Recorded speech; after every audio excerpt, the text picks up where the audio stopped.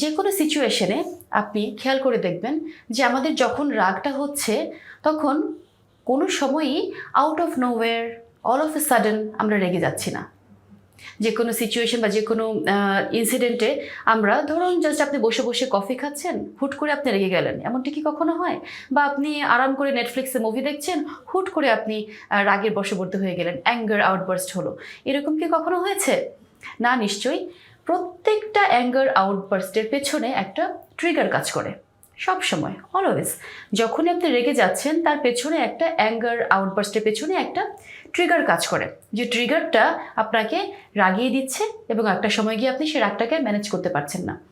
First of all আমি একটা ছোট্ট রুলসের কথা বলি, যেটা আপনারা ছোট হোক বড় হোক যে কোনো আউটবার্স্টের ক্ষেত্রে, বিশেষ করে অ্যাঙ্গার আউটবার্স্টের ক্ষেত্রে ব্যবহার করতে পারেন।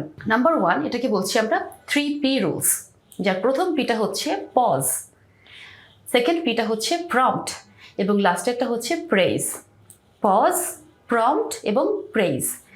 ফার্স্টেরটা হচ্ছে গিয়ে পজ।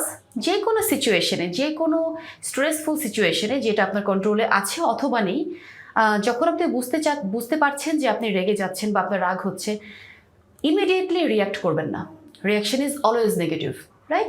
সো ইমিডিয়েটলি আপনি রিয়াক্ট করবেন না। শুরুতে আপনাকে যেটা করতে হবে সেটা হচ্ছে থামতে হবে।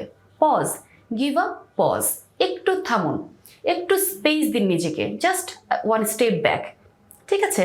পজ। ফার্স্ট অফ অল আপনি থামলেন, আপনার কাজ শেষ, অনেক বড় একটা ব্যাপার আপনি রেজিস্ট করে ফেলেছেন, রিয়াক্ট কিন্তু করেননি, থেমেছেন, পজ দিয়েছেন, রাইট?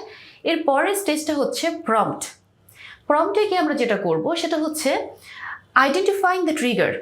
কেন আপনার রাগ হচ্ছে, কি কারণে আপনি রেগে গেলেন, কোন জায়গাটা আপনাকে রাগিয়ে দিল, কেন আপনি রাগটাকে স্বাভাবিকভাবে কন্ট্রোল করতে পারছেন না বা ম্যানেজ করতে পারছেন না, কোন পয়েন্টটা আপনাকে এখন স্ট্রেসড আউট করে দিচ্ছে, জাস্ট আইডেন্টিফাই করতে হবে এটা।